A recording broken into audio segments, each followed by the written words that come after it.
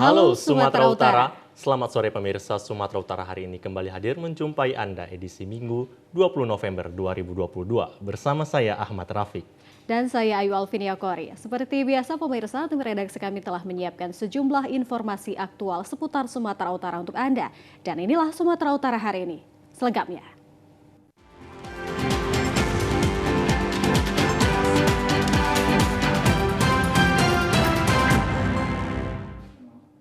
Informasi pertama pemirsa, akibat tanggul Sungai Deli jebol, ribuan rumah dan jalan terendam banjir di Kota Medan.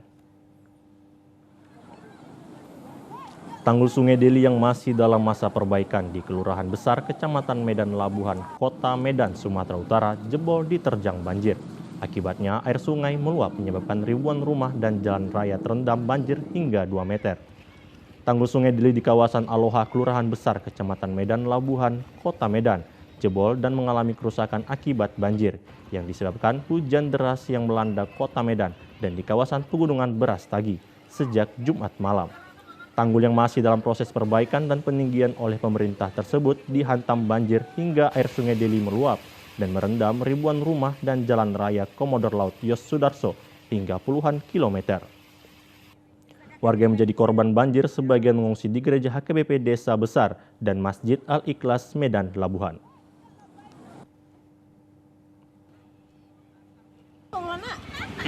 Namanya banjir kan? Banjir, itu cuma lagi. Nggak ada barang yang bisa diselamatkan, Bu? Nggak ada lah sayang. Udah diselamatkan kemarin lah, tapi airnya teman naik, balik lagi tuh di rumah. Silahkan aja lah nengok kok nggak. Bu, sampai pagi ini bantuan udah ada nggak? Belum ada bantuan. Ini Bu ada dapur, Bu. Ini siapa yang buat? Dapur kami sendiri, pribadi. Warga sendiri yang buat. Warga mengaku hingga saat ini masih belum menerima bantuan dari pemerintah hingga harus membangun dapur umum ala kadarnya. Warga mengharapkan bantuan berupa pakaian kering, makanan, obat-obatan, dan selimut. Guyuran hujan deras yang hampir tiap hari turun di wilayah Kecamatan Medan Labuhan menyebabkan komplek perumahan buruh tenaga kerja bongkar muat TKBM Upaya Karya Pelabuhan Belawan banjir. Betapa tidak, setiap hujan lebat turun, maka komplek perumahan tenaga kerja bongkar muat TKBM Upaya Karya Pelabuhan Belawan lingkungan 18 Kelurahan Seimati, Kecamatan Medan Labuhan, Kota Medan, Sumatera Utara pasti akan terendam air hujan dan banjir. Bahkan genangan air terus-menerus naik setiap titik di komplek perumahan TKBM. Dan warga antisipasi menghadapi kebanjiran di rumah warga. Mereka hanya bisa pasrah kepada Allah agar bisa surut banjir dan cepat terlaksananya di perumahan TKBM. Adapun warga terkena serangan penyakit seperti gatal-gatal dan masuk angin sejak malam hingga sore hari ini. Genangan air hujan masih menggenangi komplek perumahan buruh Pelabuhan Belawan TKBM tersebut. Banjir yang menggenangi komplek pemukiman tersebut tentu saja mengganggu aktivitas warga saat hendak keluar rumah mencari nafkah. Sejumlah warga berharap agar Wali Kota Medan segera meninjau lokasi perumahan buruh TKBM yang selalu menjadi langganan terendam air hujan tersebut. Mereka meminta agar Pemko Medan datang meninjau komplek TKBM Medan Labuhan Seimati dan juga kepada pemerintah Wali Kota Medan melihat sendiri bagaimana warganya menderita akibat genangan banjir. Syafi'i menjelaskan infrastruktur di sekitar komplek TKBM upaya harus segera diperbaiki karena banyak yang tidak berfungsi lagi dan juga tidak adanya parit-parit dan jalan yang rusak cukup parah di komplek TKBM. Yang atasan ya tolong melihat kami beginilah, sehari-hari kami cari makan susah jadinya. Yang karena pun suami kan kerja bangunan, kalau udah banjir udah nggak bisa kerja, ya kan? Ya kami pun ya minta tolonglah sama bapak-bapak yang di atas, tolong perbaikan melihat kami yang sangat miris beginilah, ya kan? Nggak masuk hitungan katanya dari perumahan TKBM. Jadinya orang dari Pemko nggak bisa masuk kemari. Jadi kami kayak mana lah dibilangkan udah 12 tahun kami di sini. Keusahakan jalannya yang ditimbun paritnya aja nggak tentu halal. Habis nggak ada jalan air. Parit kalau udah kering jalan bolong-bolong. Paritnya nggak jalan, lebih tinggi parit daripada jalan. Pemirsa, intensitas curah hujan selama 3 hari berturut-turut cukup tinggi di Kabupaten Deli Serdang, membuat air sungai meluap hingga mengakibatkan ratusan rumah warga di perumahan Taman Sari Permai, Desa Bangun Sari Baru, Kecamatan Tanjung Merawa, Kabupaten Deli Serdang terendam banjir. Hujan yang melanda beberapa hari di Kabupaten Deli Serdang dan berdampak buruk pada pemukiman warga, terutama di perumahan Taman Sari Permai yang berada di Dusun 12 Desa Bangun Sari Baru. Di perumahan ini terdapat ratusan rumah warga sejak Jumat malam terendam banjir setinggi pinggang orang dewasa. Banjir yang terjadi akibat meluapnya anak sungai Batang Kuis yang tidak mampu menampung air kiriman dari hulu melimpah hingga ke pemukiman warga. Luapan air sungai yang menggenang setinggi dada orang dewasa merendam perabotan dan barang-barang perabotan yang berada di dalam rumah warga. Selain itu membuat warga harus mengungsi ke rumah sanak saudara serta ke tempat yang lebih tinggi untuk menghindar dari bertambahnya debit air sungai. Salah seorang warga Teguh Harahap mengatakan saat ini anggota keluarganya telah diungsikan ke posko yang telah disediakan pemerintah desa dan kecamatan.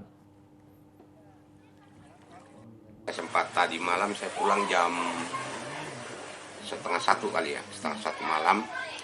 Nah itu udah, tapi di jalan ini belum ada air. Cuman di parit itu udah pula paritnya. Nggak lama kemudian saya setelah masuk ke dalam rumah, sekitar 2 jam, 1 jam lebih lah kalau nggak salah mulai naik itu air. Nah naiknya seperti ini, prosesnya nggak lama sih, sekitar 2 jam 3 jam lah. Sementara itu, Kepala Desa Bangun Sari Baru, Septiananda mengatakan curah hujan di hulu sungai selama 3 hari belakangan mengakibatkan air sungai melimpah dan merendam ratusan rumah di Dusun 12. Selain itu, banjir yang terjadi merupakan banjir yang memang sudah sering terjadi pada tiap tahunnya. Oke, saat ini yang terdampak banjir ada sekitar 300 rumah dan penanganan saat ini adalah kita bekerja sama mulai dari unsur pemerintahan desa dan kecamatan serta Babinsa dan Babinkantiknas, dan tadi baru datang juga dari dan Ramil juga Koramil, bersama-sama kita bersama dari Basarnas, terus dibantu dari teman-teman Karang Taruna juga untuk Dimbar khususnya yang telah bersama-sama juga untuk membantu kita mulai dari persiapan sampai memberi makan masyarakat juga ada di sini.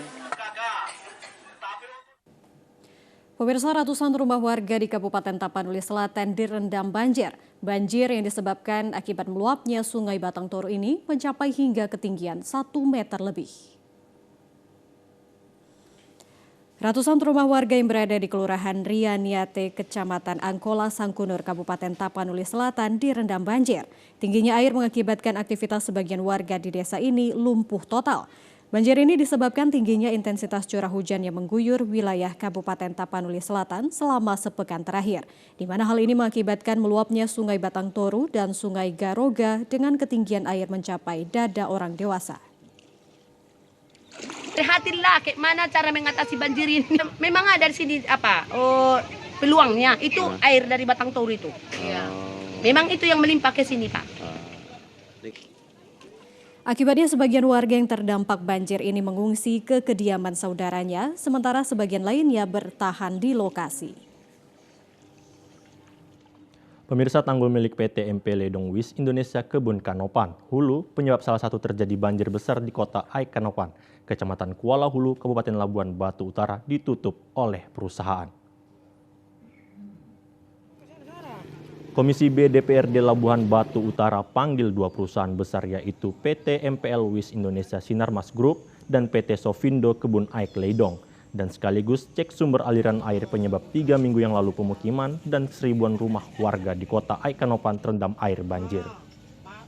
Ketua Komisi B DPRD Labuhan Batu Utara Mukti Ahmad Dalimunte mengatakan selain mengenang kedua perusahaan segera menutup semua saluran air dari kebun ke pemukiman warga, dan meminta membuat waduk penampungan air di dalam lahan perusahaan sebagai kantong air mengantisipasi datangnya air bah dari hulu Sungai Aikanopan. Yang untuk upaya kami, yang pertama kami koordinasi dengan Pemda. Mungkin rekan-rekan media sudah tahu, Pemda sudah membuat pompa-pompa air, membangun pompa-pompa air yang menyedot langsung ke aliran sungai. Kemudian himbauan kepada masyarakat Sementara untuk tidak melakukan aktivitas-aktivitas yang membahayakan, misalnya terkait dengan konsleting listrik. Administrasi Security dan merangkap Humas PT MPL Wish Indonesia, Gusdianto, mengatakan bahwa dampak banjir besar kemarin 2 titik tanggul milik perusahaan jebol dan air mengalir ke pemukiman warga. Saat ini lagi proses penutupan dengan beronjong batu, serta membuat jalur drainase baru untuk mengalirkan air dari dalam kebun ke 2 sungai, yaitu Sungai Kanopan dan Sungai Mambang Muda, agar tidak terjadi lagi penumpukan air berdampak jebolnya tanggul kembali.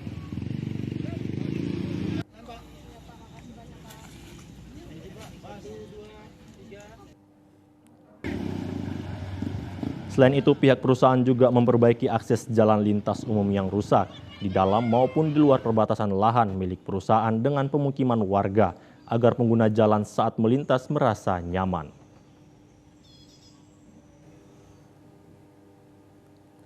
Kapolres Serdang Bedagai meninjau banjir itu di Kecamatan Seirampah, melihat langsung kondisi warga masyarakat yang berada di pengungsian dan memberikan bantuan demi meringankan beban masyarakat yang terdampak.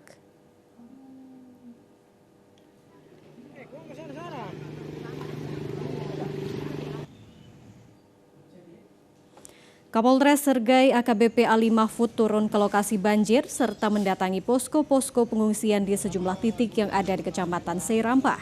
Seperti halnya di posko yang berada di Kampung Pala, Kapolres melihat ketinggian air sudah sampai lutut orang dewasa. Kapolres menghimbau kepada warga masyarakat untuk hati-hati terhadap arus listrik yang jika terkena air bisa mengakibatkan korsleting dan membahayakan warga. Begitu juga kondisi anak-anak yang masih balita untuk secepatnya diungsikan ke tempat lebih aman. Sementara jajaran Polres Sergai, baik itu Polsek Firdaus dan Babin Kamtipmas, untuk senantiasa bersama membantu warga yang terdampak yang saat ini sudah hampir sepekan banjir melanda Seirampah. Di samping itu juga Polres Sergai terus berkoordinasi kepada Pemkab Sergai untuk segera menanggulangi banjir ini dengan menurunkan pompa air di sejumlah titik untuk mengurangi dampak banjir masuk ke pemukiman warga.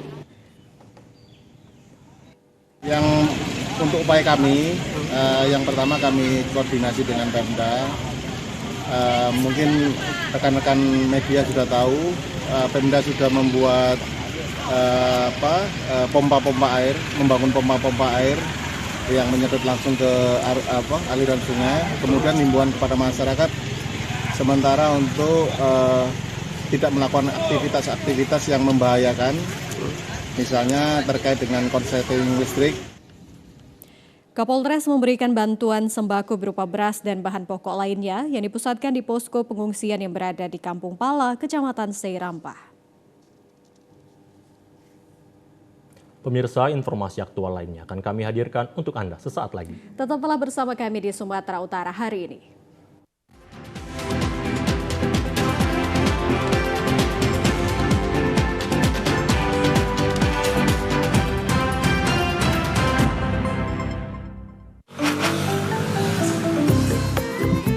Mari Pak. Mari. Iya, ini kan suka warna air. Wangi banget Bu. Ya, mana cukup.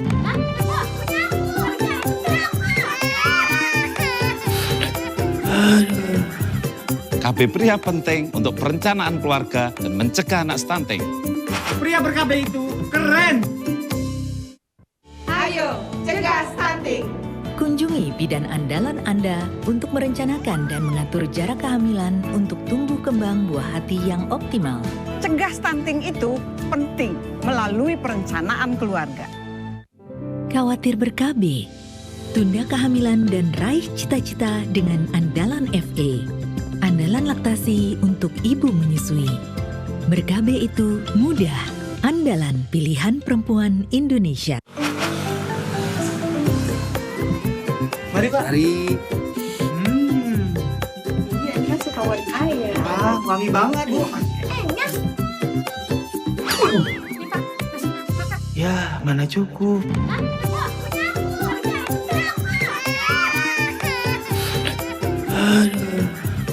KB Pria penting untuk perencanaan keluarga dan mencegah anak stunting. Pria ber-KB itu keren.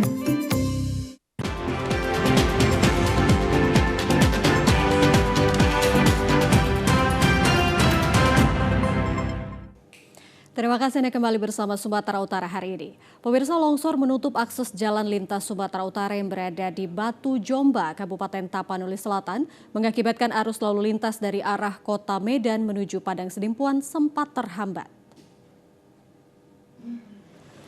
Material tanah longsor menutup akses jalan lintas Sumatera yang berada di Kecamatan Sipirok, Kabupaten Tapanuli Selatan.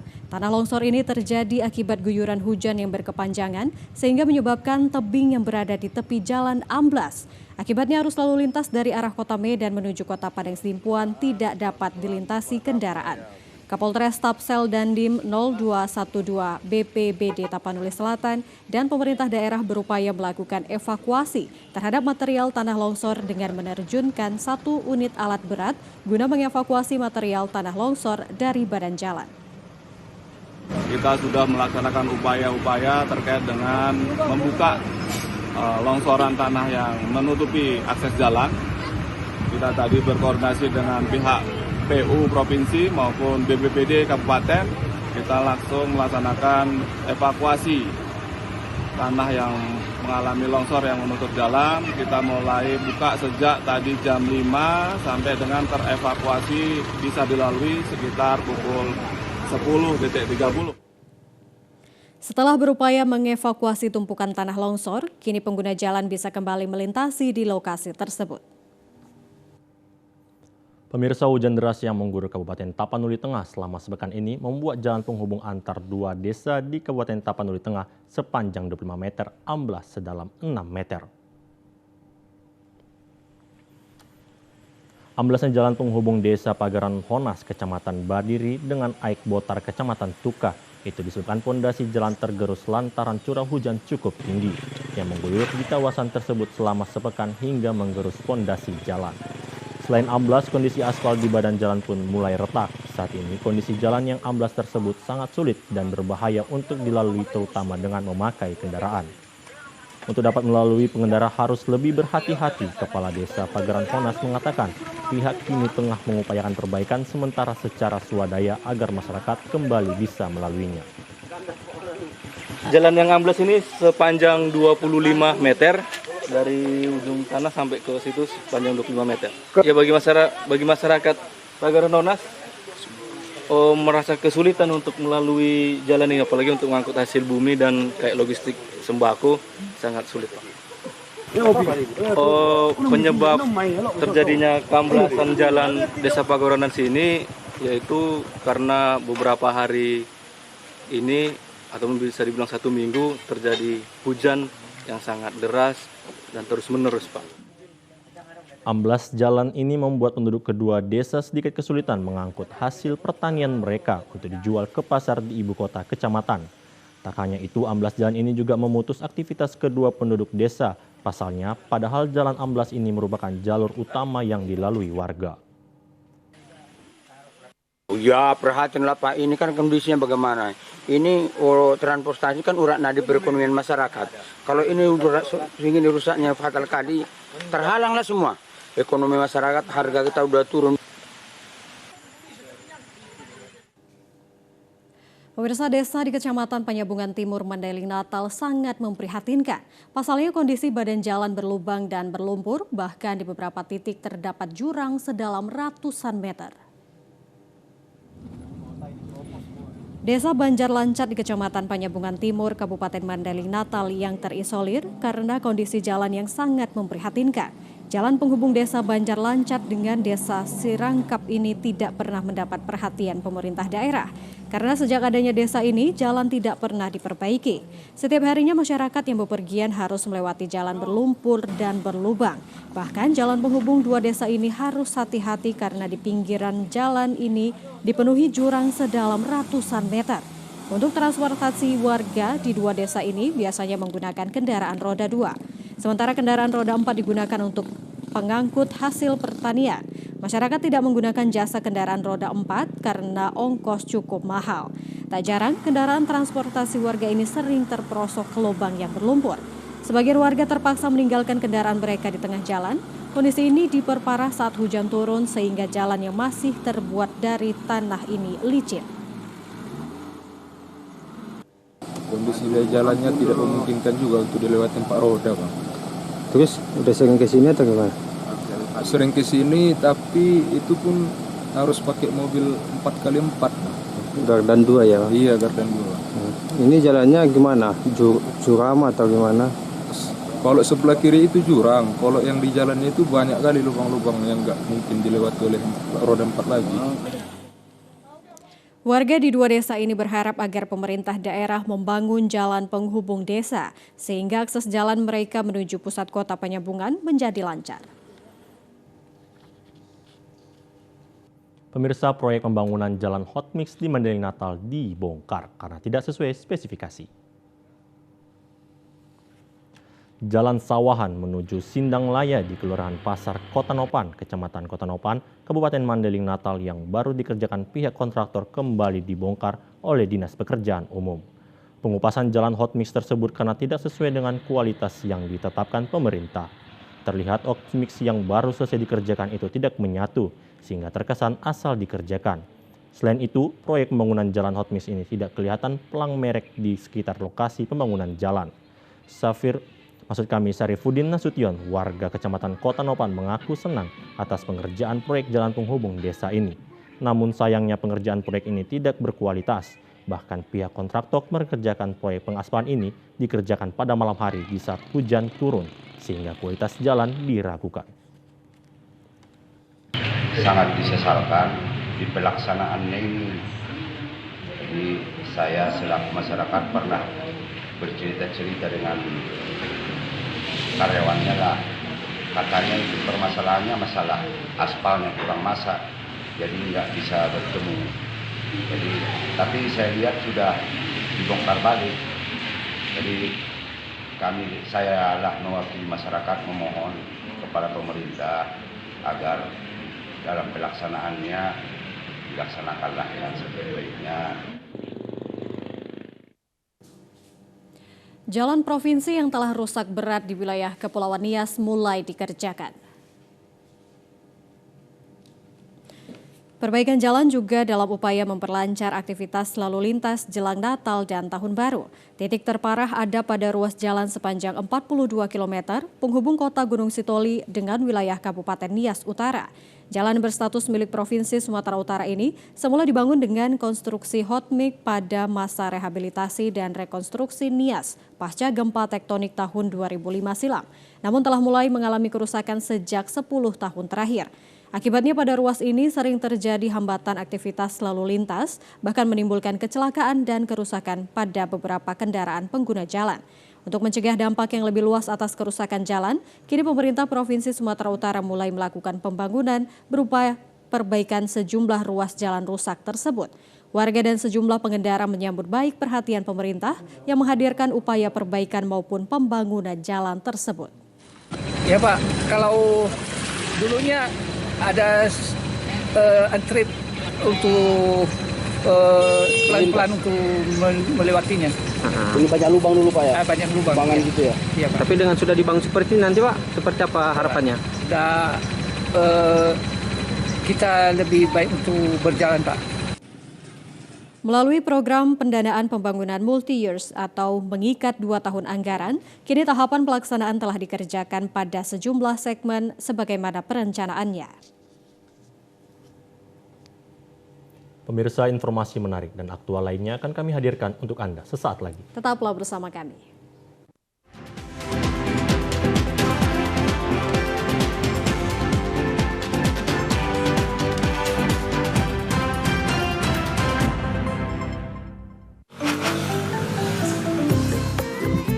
Mari Pak. Mari. Iya, ini masih kawan air. Wangi banget Bu. Ya, mana cukup.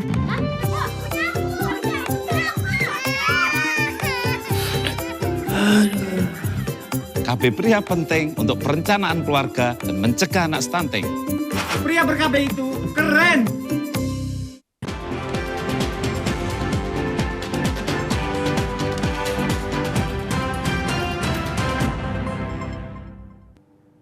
Pemirsa, Pangdam 1 Bukit Barisan dalam hal ini diwakili oleh Waka Bintal Jarah Kodam 1 Bukit Barisan, Letnan Kolonel Infantri Ahmad Saidi Harhab, melakukan safari subuh Arafah di Masjid Asyakirin Kompleks Perwira Menengah Tentara Nasional Indonesia, Angkatan Darat, Kecamatan Medan Helvetia, Medan, Minggu pagi.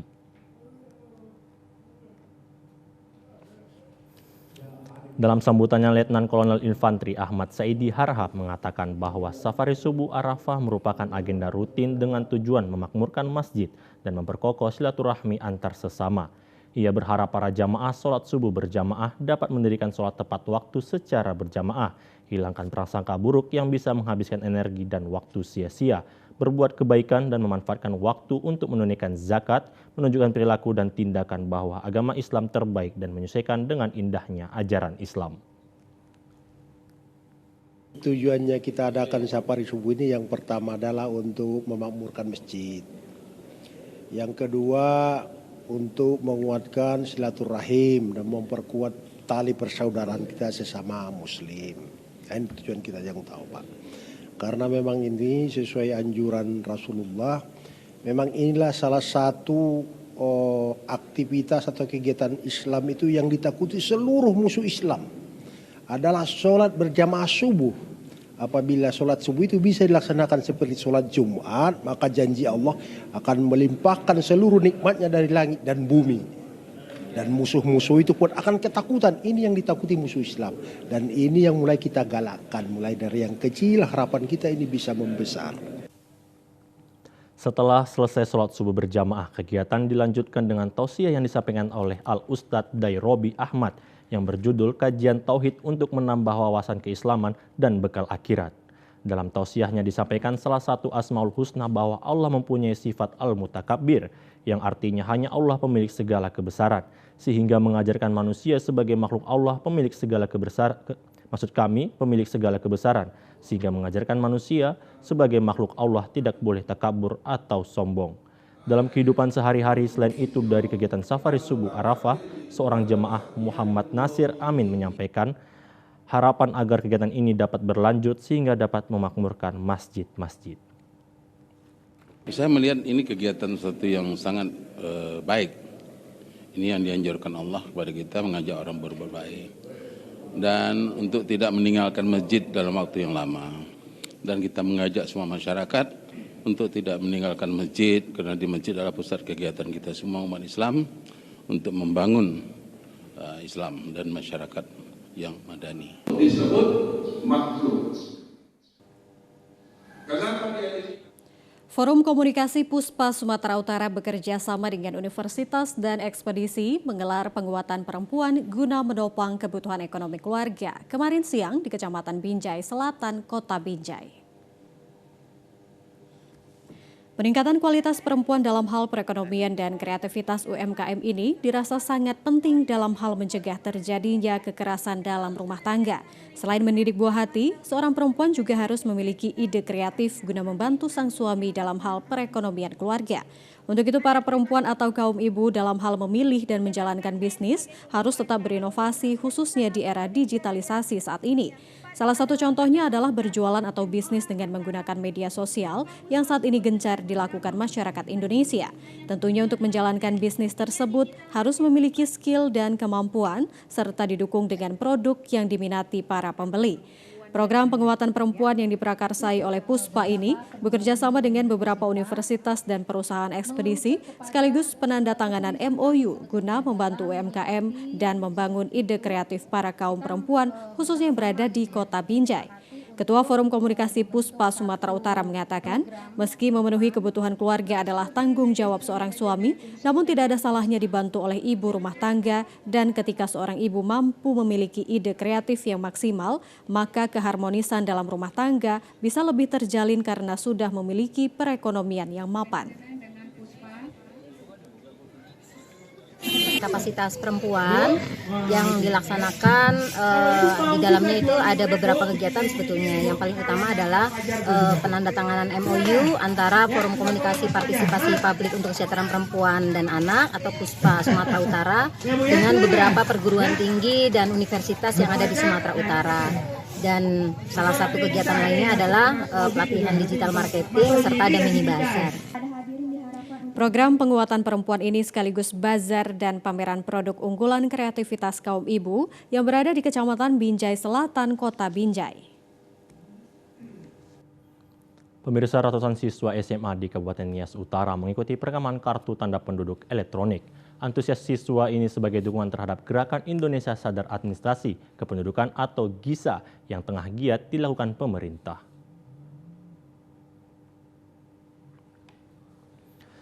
Berdasarkan data Dinas Kependudukan dan Pencatatan Sipil Kabupaten Nias Utara, sebanyak 40.500 orang siswa SMA dan Madrasah Aliyah sederajat memasuki usia 17 tahun. Terhadap mereka difokuskan sosialisasi Gerakan Indonesia Sadar Administrasi Kependudukan atau GISA, sebagaimana diprogramkan Kementerian Dalam Negeri melalui Ditjen Dukcapil. Kepala Dinas Dukcapil Kabupaten Nias Utara, Ignatius Crispinus Baiha, mengatakan pihaknya dalam kurun 1 minggu terakhir telah merekam data elektronik siswa capai 500 orang, yakni tersebar di SMA Negeri 1 Alasa dan SMA Negeri 1 Afulu. Rekam EKTP meliputi pengambilan spesimen tanda tangan, kemudian sidik jari dan iris mata. Sejalan perekaman KTP elektronik langsung di sekolah tersebut, petugas Dinas Dukcapil setempat mensosialisasikan program GISA atau Gerakan Sadar Administrasi Kependudukan agar siswa dan warga memiliki kesadaran tinggi untuk mengurus admin-duk dan data identitas diri sebagai warga negara melalui Dinas Kependudukan dan Pencatatan Sipil. Gerakan GISA yang disebut sekarang namanya GISA, Gerakan Indonesia Sadar Administrasi Kependudukan. Ya, itu yang sekarang digema-gemakan oleh pemerintah agar timbul kesadaran masyarakat.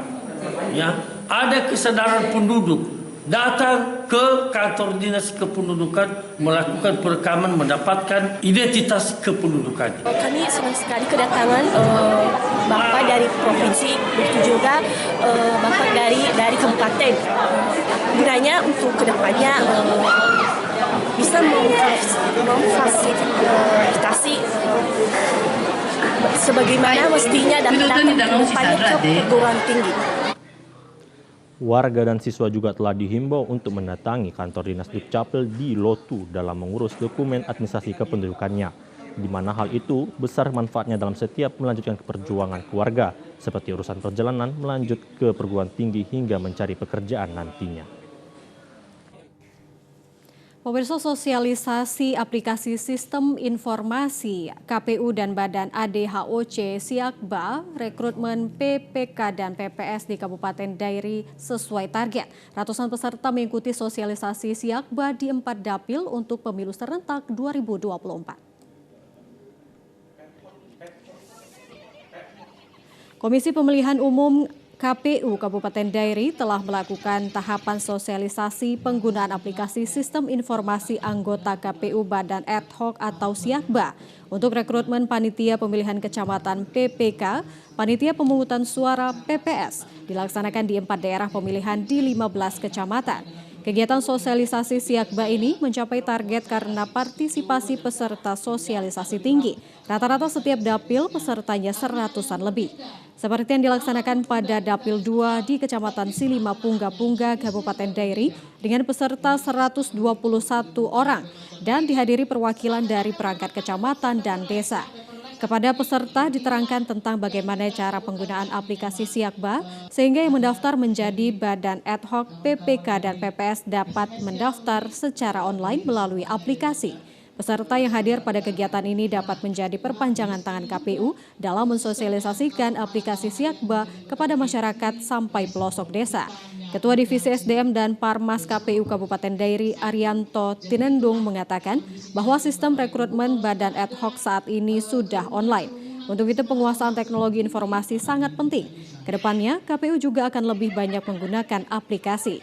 Hal ini untuk memudahkan sistem kerja KPU. Pelamar diharapkan nantinya dapat berkompetisi dengan baik untuk menduduki posisi PPK dan PPS yang memang menguasai teknologi informasi. Hari ini KPU Dairi mengadakan sosialisasi aplikasi Siakba, sistem informasi rekrutmen KPU dan Badan Ad Hoc. Jadi Bapak Ibu semuanya, di sini kita laksanakan di 5 kecamatan, yaitu di Kecamatan Rampo, Kecamatan Leparira, Kecamatan Lima Pungga-Pungga, Simpat Nempu Hilir, dan Simpat Nempu. Dengan aplikasi Siakba ini, semuanya terbuka, transparan, dan memberikan kesempatan kepada siapapun agar tidak ada perekrutan tertutup atau mengandalkan sesuatu yang tidak resmi. Pemirsa, informasi menarik dan aktual lainnya akan kami hadirkan untuk Anda sesaat lagi. Sumatera Utara hari ini akan kembali hadir sesaat lagi.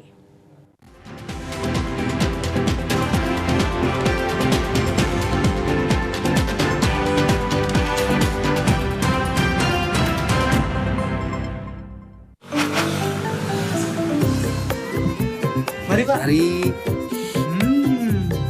Iya, ini kan suka warna air. Wangi banget Bu. Ya, mana cukup.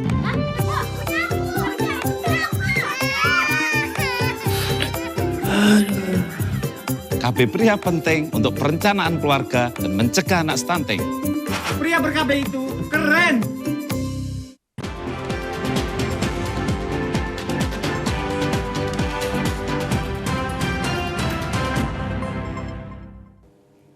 Pemirsa, Babinsa Desa Barisan Nauli Kecamatan Sumbul melaksanakan karya bakti bedah rumah tidak layak huni bagi warga yang tidak mampu. Mimpi Ridwan Sinamo memiliki rumah layak huni akhirnya terwujud. Ridwan Sinamo salah satu warga yang mendapat program rehab rumah tidak layak huni bantuan Kepala Staf Angkatan Darat. Warga Desa Barisan Nauli Kecamatan Sumbul Kabupaten Dauri ini terlihat sumringah.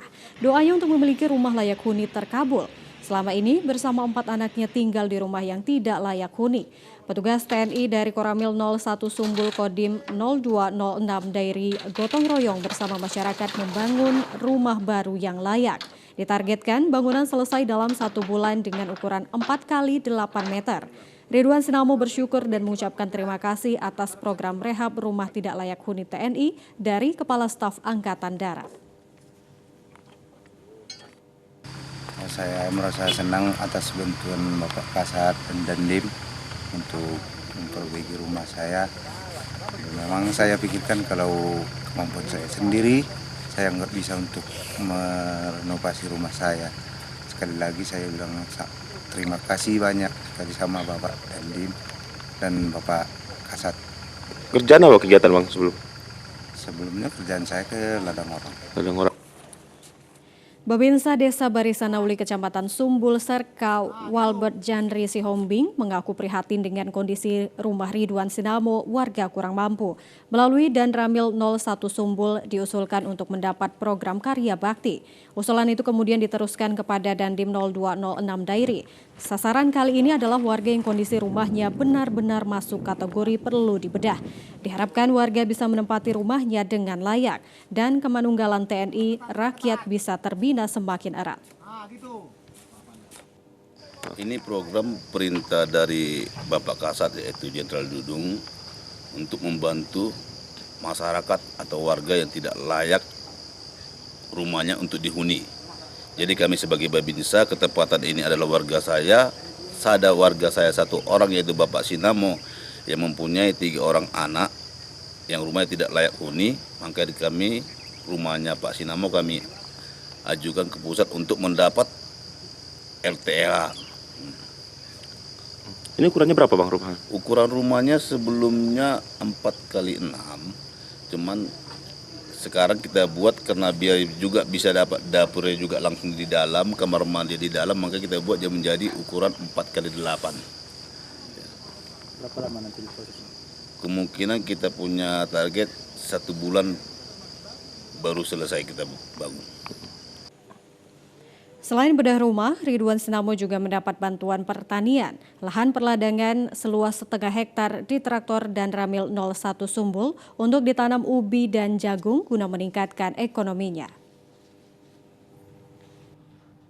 Pemirsa, pengurus Pusat Persatuan Gulat Seluruh Indonesia (PPPGSI) akan menyelenggarakan kejuaraan nasional Gulat Senior Puan Maharani Cup yang akan digelar di Kota Medan pada 28 November mendatang. Kejurnas Gulat Senior ini nantinya akan diikuti peserta dari 25 provinsi dan akan dibuka langsung oleh Puan Maharani sebagai Ketua DPR RI. Persiapan Kejurnas Gulat Senior Puan Maharani Cup, sampaikan Gusti Randa selaku Ketua Bidang Prestasi mewakili Ketua Umum PGSI Trimedia Panjaitan pada jumpa pers di Medan kemarin. Gusti Randa didampingi Yahya Majid selaku Technical Delegate serta Iksan Wakil Sekretaris PGSI Sumut selaku tuan rumah menjelaskan Kejurnas ini nantinya akan dibuka pada tanggal 28 sampai 1 Desember 2022 di Pardede Hall, Kota Medan. Diikuti 220 atlet gulat senior ditambah pelatih dari 25 provinsi di Indonesia. Dan untuk pertama kali akan mempertandingkan 25 kelas. Meski kejuaraan Olimpik kelas hanya 18 kelas, namun pada Kejurnas ini ditambah 7 kelas demi untuk semaraknya pertandingan. Gusti mengungkapkan Kejurnas ini penting karena merupakan ajang rekrutmen atlet gulat yang akan mewakili Indonesia, sekaligus tryout bagi atlet gulat yang akan dipertandingkan pada PON 2024 di mana Sumut sebagai tuan rumah. Pada event ini nantinya untuk pertama kali akan diberlakukan sistem nilai mengacu kepada olahraga bela diri. Dengan sistem bobot nilai ini, setiap atlet gulat akan diberi nilai seberapa banyak mengikuti event pertandingan. Dengan demikian akan diketahui siapa ranking masing-masing atlet gulat di setiap kelasnya. Hal ini belum pernah dilakukan sebelumnya karena dinilai peringkat hanya mengacu dari hasil kejuaraan Pekan Olahraga Nasional PON. Kepada khalayak Kota Medan, mari kita sama-sama menonton. Dan PGSI sudah mengatakan bahwa menonton kejuaraan nasional senior gulat gratis tanpa dipungut bayaran. Silakan hadir di tanggal 28 sampai dengan tanggal 1 Desember. Di situ kita bisa melihat. Dengan animo masyarakat bisa menonton, tentu kita harapkan Sumatera Utara yang tadinya banyak gudangnya para atlet gulat kembali bergairah sebagai Iksan Wakil Sekretaris PGSI Sumut selaku tuan rumah menyampaikan Kejurnas ini merupakan berkah karena saat atlet gulat mempersiapkan diri menuju PON 2024 sebagai tuan rumah. Kita tidak perlu kemana-mana tetapi sudah bisa bertanding di level nasional. Di sini selaku pengurus gulat Provinsi Sumatera Utara mengajak kepada para senior-senior gulat yang ada di Sumatera Utara untuk ikut hadir menonton. Kemudian para penggiat gulat, ya para sepuh-sepuh yang ada di daerah itu untuk bisa hadir, menyaksikan pembukaan dan menyaksikan pertandingan sampai dengan selesai. Dengan begitu kita melihat nanti perkembangan gulat Sumatera Utara bisa kembali seperti masa-masa yang akan datang.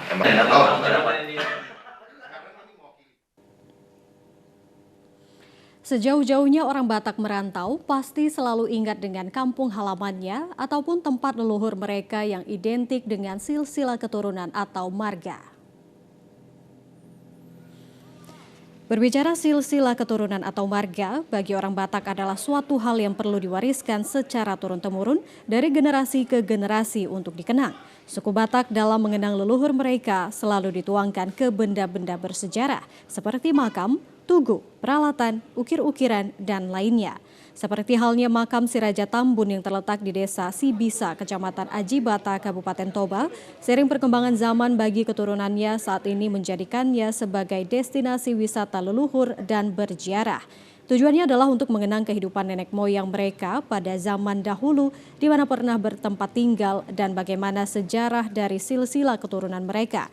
Ketua Panitia Pesta Rakyat dan Wisata Leluhur ketiga Pomparan Si Raja Tambun Robert Tambunan mengatakan dilaksanakannya wisata leluhur sebagai kegiatan rutin dari perkumpulan Pomparan Si Raja Tambun pada awal tahun 2016 yang lalu adalah salah satu momen yang membuat memaksa bersatu dan sehati untuk menjunjung dan menegakkan sejarah di Pomparan Si Raja Tambun.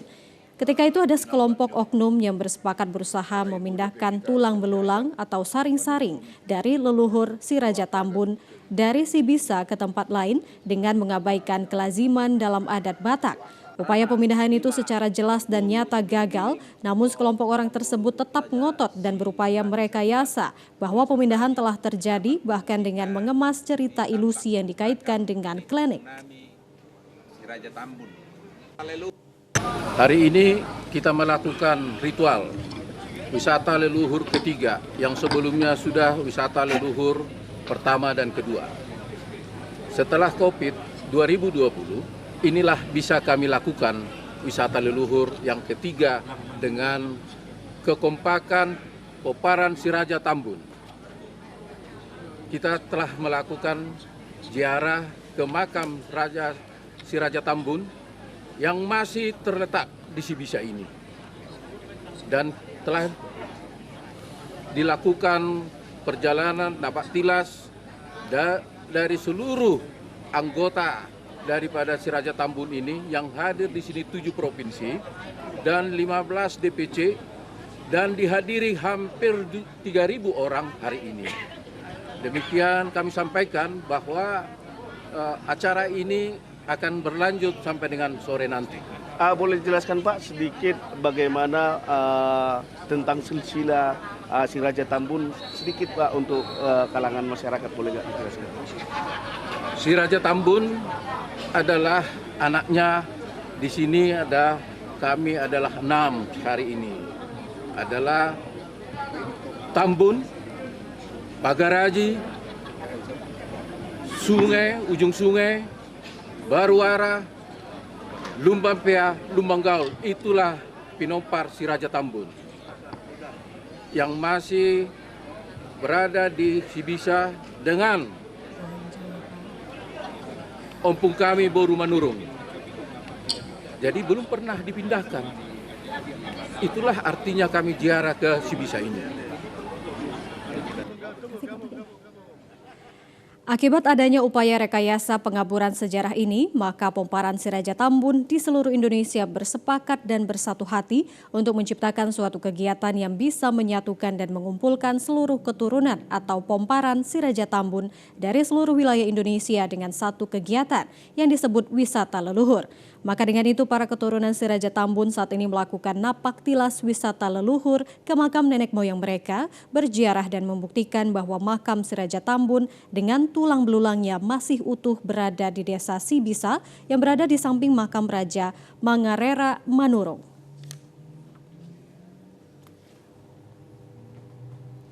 Pemirsa, informasi tadi mengakhiri perjumpaan kita di Sumatera Utara hari ini. Kami mengucapkan terima kasih atas perhatian dan kebersamaan Anda. Saya Ahmad Rafiq. Dan saya Ayu Alvini Okori. Terima kasih, selamat sore dan sampai jumpa.